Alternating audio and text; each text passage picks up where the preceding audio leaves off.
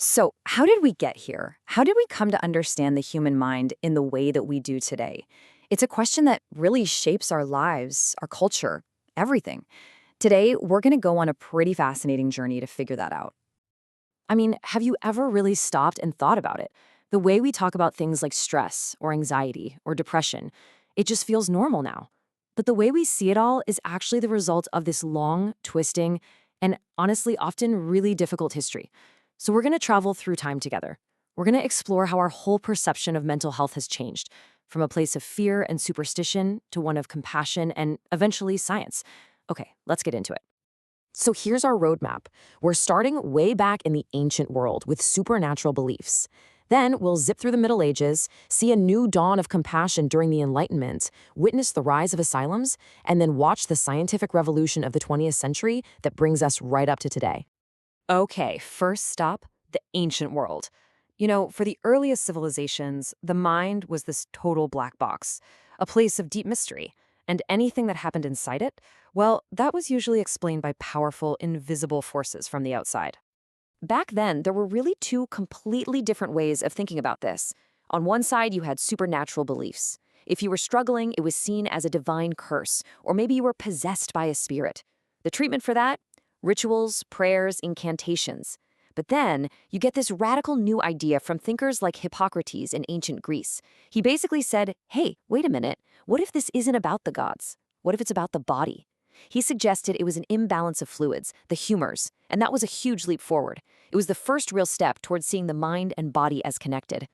Now, as we move into the Middle Ages, especially in Europe, religion becomes the main lens for everything. Mental illness was often seen not as a sickness, but as a moral failing, a sign of sin or even demonic possession. And the responses were, well, pretty harsh. Exorcisms, punishments.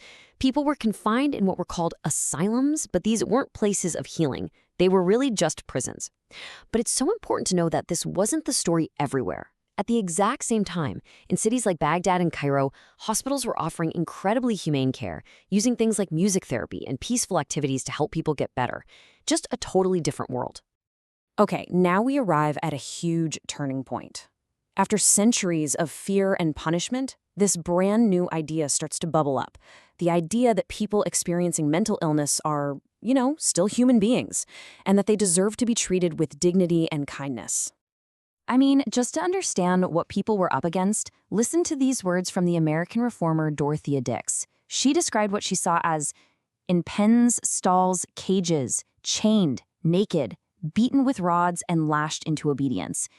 That was the reality. Her account just shows the horrific, profound human suffering that these reformers were fighting to end. The philosophy that drove this new fight was called moral treatment. And it was such a simple but totally revolutionary idea. It was that a peaceful environment, a good routine, some kindness, and human connection, that could help restore a person's well-being instead of chains and punishments. And this whole movement was led by some truly incredible pioneers. You had Philippe Pinel in France, who famously went into an asylum and literally unchained the patients and just talked to them. In England, William Tuke created the York Retreat, which was basically a sanctuary built on respect. And back in the US, Dorothea Dix's relentless work led to the creation of dozens of new hospitals, all founded on this new principle of care. These people, they really changed everything.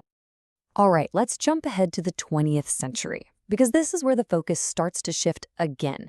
It moves from just treating severe illness inside asylums to something totally new, trying to prevent mental distress in the first place and promoting wellness for the whole community. This became known as the mental hygiene movement. And the key idea here was that it wasn't just about curing illness anymore. It was about creating the right conditions in everyday life, at home, at school, at work, that would help everyone stay mentally healthy. And this whole movement was kicked off by one man's personal, terrible experience. A guy named Clifford Beers was institutionalized and suffered just awful abuse. But he survived. And in 1908, he published this bombshell of a book called A Mind That Found Itself, which exposed the horrors of the system.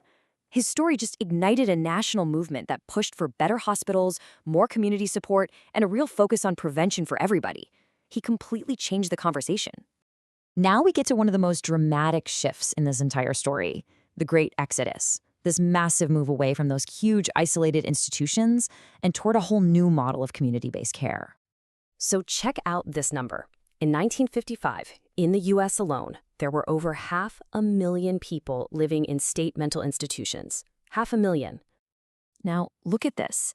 By the 1980s, that number had completely cratered to less than 100,000. So what on earth happened? How did that change so fast? Well, it was really two key things. First, in the 1950s, new antipsychotic medications were developed, which made it possible for many people to manage their symptoms while living at home, in their community. And second, the U.S. passed the Community Mental Health Act of 1963. The goal was to build this big network of local clinics that would replace the giant state hospitals. But here's where we learn a really critical lesson. The idea of deinstitutionalization was so noble, but the promise was never really fulfilled. They never built enough community centers or provided enough funding to support everyone who left the hospitals. And for some people, this led to a whole new set of challenges, like homelessness or ending up in the justice system. It really taught us that good intentions are not enough. You have to have well-funded, robust support systems to back them up. And all of that brings our journey right here to the present day. We've seen just how far we've come. So how does this long, complicated history shape our lives right now? And what can we do to keep things moving in the right direction? Well, today's mental health landscape is really built on all those layers of history. We have evidence-based systems for diagnoses, like the DSM-5. There's a growing and much-needed focus on global equity and providing care that is culturally sensitive. We're finally starting to embrace concepts like neurodiversity, the idea that differences in how our brains work are natural, not deficits. And of course, innovation is making support more accessible than ever before through technology. So, what can we actually take away from all this? First, we can challenge that historical stigma by learning about this stuff and promoting empathy. Second, we can actually apply the core principles of moral treatment to our own lives, building healthy routines with rest, purpose, and social connection. Third, we can follow in the footsteps of advocates like Beers and Dicks and support mental health initiatives in our own communities. And fourth, we can stay informed and embrace the modern, evidence-based tools that are making wellness more accessible for everyone. When it comes down to it, the story of how we understand the mind, well, it's not over. It's still being written every single day by every single one of us. And the question this history really leaves us with is this: what will our chapter say? What will people in the future say about how we cared for each other? Thank you so much for joining me on this journey. If this gave you something to think about, let us know in the comments below. And be sure to subscribe for more explainers just like this one.